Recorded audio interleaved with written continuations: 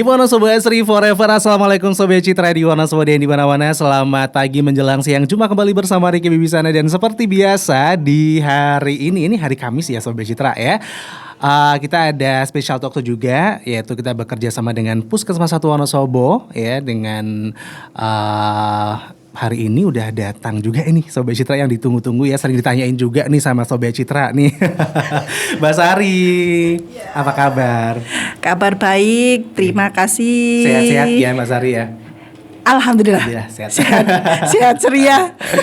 Oke, iya Sobat Citra di TTS ya, tanya tenaga kesehatan hari ini. Ada tenaga kesehatannya nih Mbak Sari. Kita bakal tanya-tanya seputar tentang HIV AIDS dan IMS dan sebagainya yang terhubung dengan itu ya Mbak Sari ya. Dimana sekarang di Wonosobo gimana Mbak Sari, menurut Mbak Sari ini untuk perkembangan dari penyakit infeksi menular dan HIV-nya.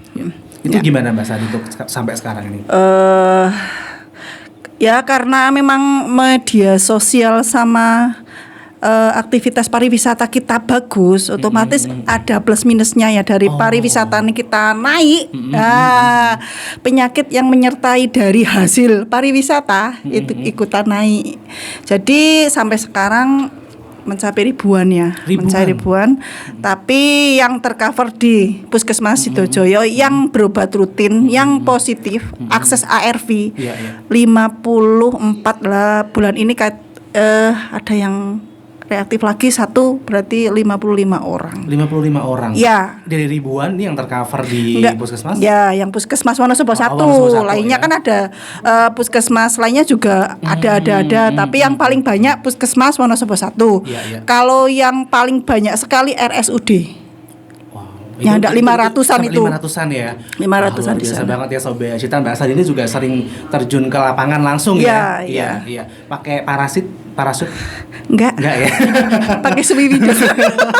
Langsung terjun soalnya ke lapangan ya Sobat Citra ya. Jadi udah banyak lah ya pengalaman dari Mbak Sari. Oke Mbak Sari, kalau Mbak Sari sendiri dari tugas ya untuk di bidang ini, di bidang penyakit menular ini udah berapa tahun Mbak? Dari 2015 saya pelatihan pertama IMS VCT di Semarang. Sampai sekarang. Jadi sudah mendalami, menghayati, mengamalkan, melaporkan melaporkan dan mengamalkan dong Mbak Sari. Oh my god gitu ya. Ya dan ternyata di Wonosobo ini udah ribuan ya Mbak Sari ya. Iya.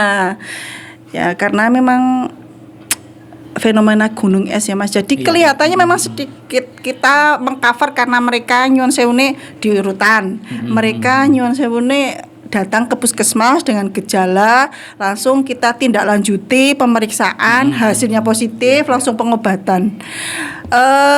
Tapi banyak di luar sana yang masih banyak belum mengakses kita. Padahal semua puskesmas sudah memberi layanan tentang pemeriksaan HIV, IMS dan pengobatan HIV. Kalau IMS memang Wonosobo puskesmas baru 3 puskesmas yang di rujukan Puskesmas Wonosobo 1, Salomerto dan Kalikacar. Tapi untuk pengobatan akses ARV semua puskesmas mau melayani. Gitu. Jadi ya mohon kalau memang dia aktif hubungan seksual tidak aman ataupun dia merasa resiko tinggi untuk terkena HIV, silahkan mengakses puskesmas. Kita punya privasi, jadi pasien datang pun kita tidak woro-woro dan sebagainya. Itu memang privasi karena jangan diwaro-woro juga ya, pakai toa ya kan. Jangan takut privasinya nggak terjaga lah. Kita jadi, menjaga privasi. Ya jadi buat Sobat Citra yang mungkin tadi udah disebutkan sama Mbak Sari, kalau misalnya udah punya gejala ini biasanya gejala awalnya itu seperti apa Mbak Sari yang sering didapatkan di lapangan? Yang satu merasa memang resiko tinggi dulu. Oh, resiko tinggi. Merasa dulu nih. Iya. Nah, resiko tinggi itu yang seperti apa Mbak Sari? Ya hubungan seksual tidak aman. Itu bisa 1 LSL, laki-laki suka laki-laki. 2 suka jajan sembarangan. Jajan PSK atau Maria atau laki-laki suka laki-laki. Iya, ini jajan pempek ya di pinggir alun-alun ya. Oke. Itu terus narkoba, suntik yang tidak aman.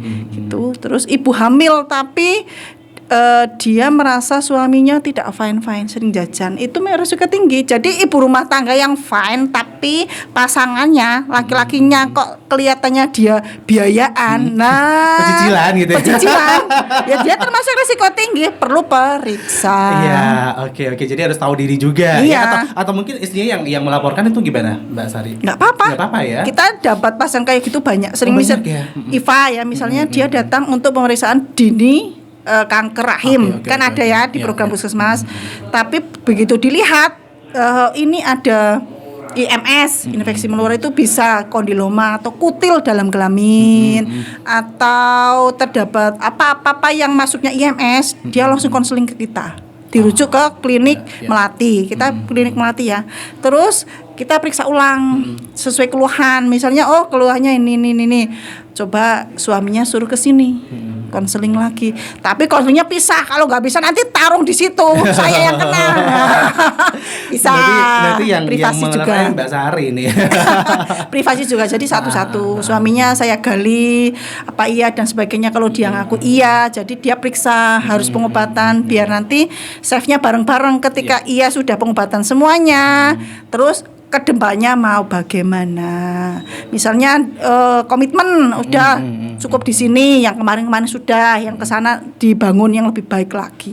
Biasanya kayak gitu sih. Biasanya bahaya juga ya Mbak Sari, bisa membahayakan istri yang benar-benar sehat kan ya, kalau Ya, kayak gitu kan. ya. Nah ini pernah kejadian nggak Mbak Sari kalau misalnya kayak istrinya tuh kena padahal dia nggak berisiko karena terkena Banyak. sampai banyak ya ternyata ya.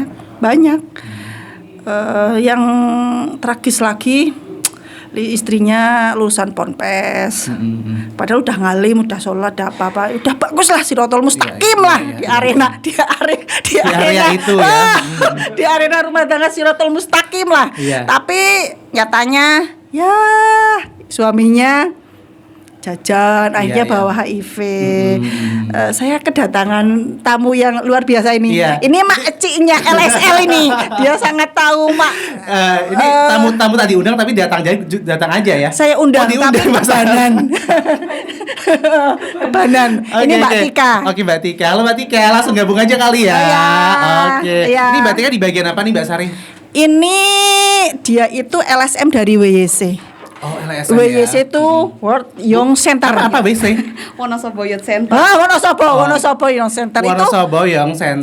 Center. Tuh, tadi saya dengarnya WC. WYC, bukan WCC. WC. Oh, Bukan WC ya bukan guys. WC itu ya. Bukan ya. Iya iya Wonosobo oke. Youth Center. Sering kerja Duet. bareng gitu. Duet. Heeh. Sering, jadi dia itu punya anak buah yang luar biasa. Kita itu kerjasama dengan LSM, misalnya penjangkau PSK. Jadi ada Mbak Erni, dia menjangkau BPS. Oh pindah. Oke. Ya, penjangkau BPS. Penjangkau Dia sering misalnya sekarang kan open BO-nya micet ya. Ke kos-kosannya. Disebutin juga. Ya nanti pada ikut ke situ Mbak Sari. Oh iya. Tapi nggak apa-apa juga, soalnya banyak juga Di skip ya. tit gitu Tit, ya. gitu ya.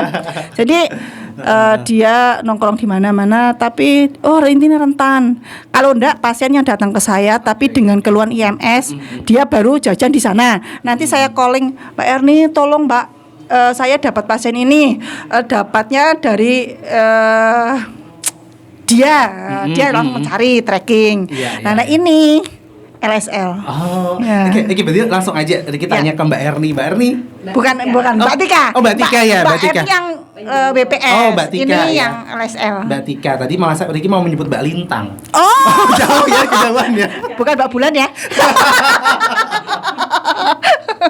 Oke. Oke, ini Tika Bisono ya.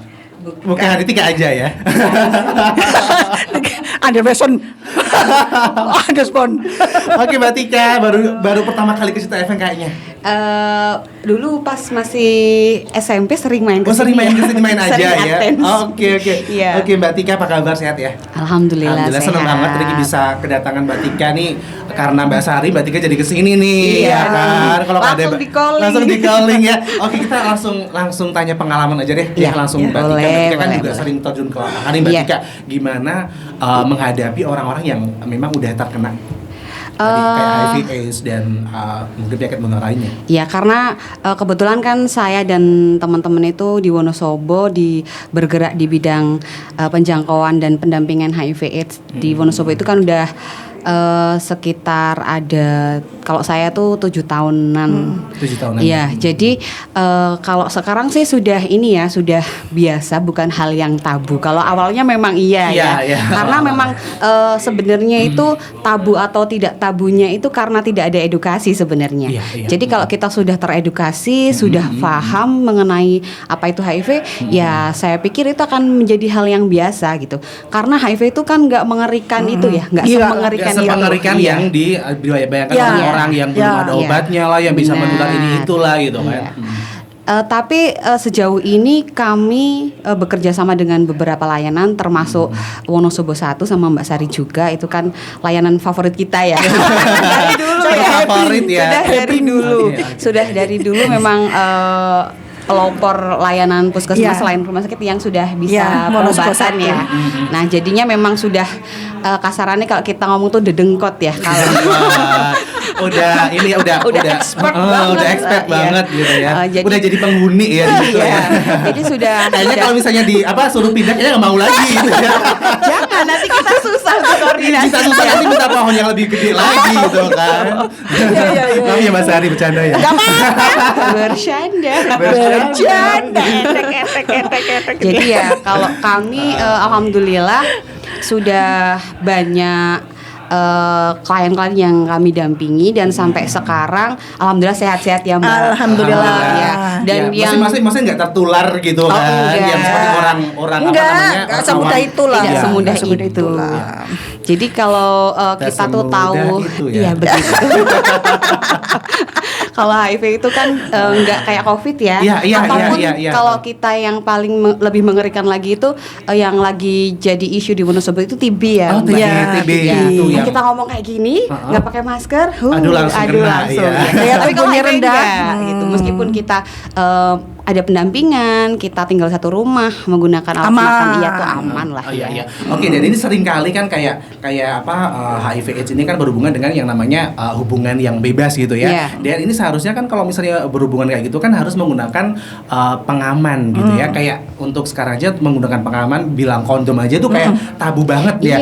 Ini kayak Mbak Sari, Mbak Tika, ini biasanya gimana mengedukasi orang-orang di luar sana tentang penggunaan kondom ataupun alat yang lain. Ya, kalau dari kami apa sih istilahnya tuh, menyediakan malah sosialisasi, menyediakan ya, membagi-bagikan ya. Oke, nggak cuma menyebut, tapi udah membagi-bagikan ya. Betul. Tapi membagikan. Juragan. Jadi kami memang gudangnya Mas itu. Jadi kalau kami ada sosialisasi dulu ya. Jadi kalau kita ngomongin masalah kita ngomongin masalah penyakit tuh kita nggak boleh bilang tabu. Iya. Karena kan ya memang harus kita tanggulangi ya. Jadi kalau kami tim penjangkau selalu bilang di lapangan tuh bahwa ya kita sebutnya kondom gitu. Bukan alat kontrasepsi atau pengaman gitu aja gitu kan. Karena kalau kita bilang alat kontrasepsi kok seolah-olah kayak kita memberikan ini ya hanya satu lini aja, padahal itu fungsinya bukan hanya itu saja gitu. Jadi kita memang selalu pure bilang kayak gitu. Dulu awal-awal kita sosialisasi pakai itu ya alat bantu. Pakai jempol. Langsung praktek ya. Tapi ini pakai jempol ya, bukan pakai yang beneran ya. Bukan imitasi mungkin kita bilangnya. Kalau dulu pernah, soalnya kita pernah ya ada kejadian, jadi bapak-bapak dikasih tahu, nanti kasihnya di sini gitu kan, ternyata hamil di situ dan tetap hamil waktu itu pas itu dari di sini. Yang makanya di sana. Makanya harus pakai yang asli kali ya. Jadi kita ada simulasinya tapi kita menggunakan imitasi. Jadi itu akan lebih jelas. Jadi memang kalau kita ngomongin seks edukasi itu ya emang harus jelas gitu. Nggak ada istilah yang harus kita tutup-tutupi. Iya benar-benar. Kalau di negara lain yang negara-negara maju itu kan untuk sex education itu kan udah benar-benar ini ya Mbak ya. Kayak udah dari kecil aja tuh udah dididik kayak gitu. Nah di Indonesia tuh masih belum seperti itu ya Mbak ya.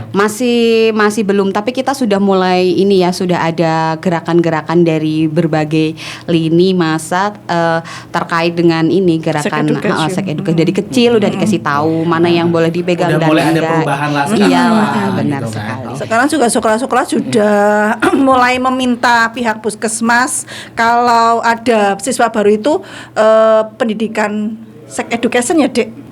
Sex education ke kita, ke puskesmas.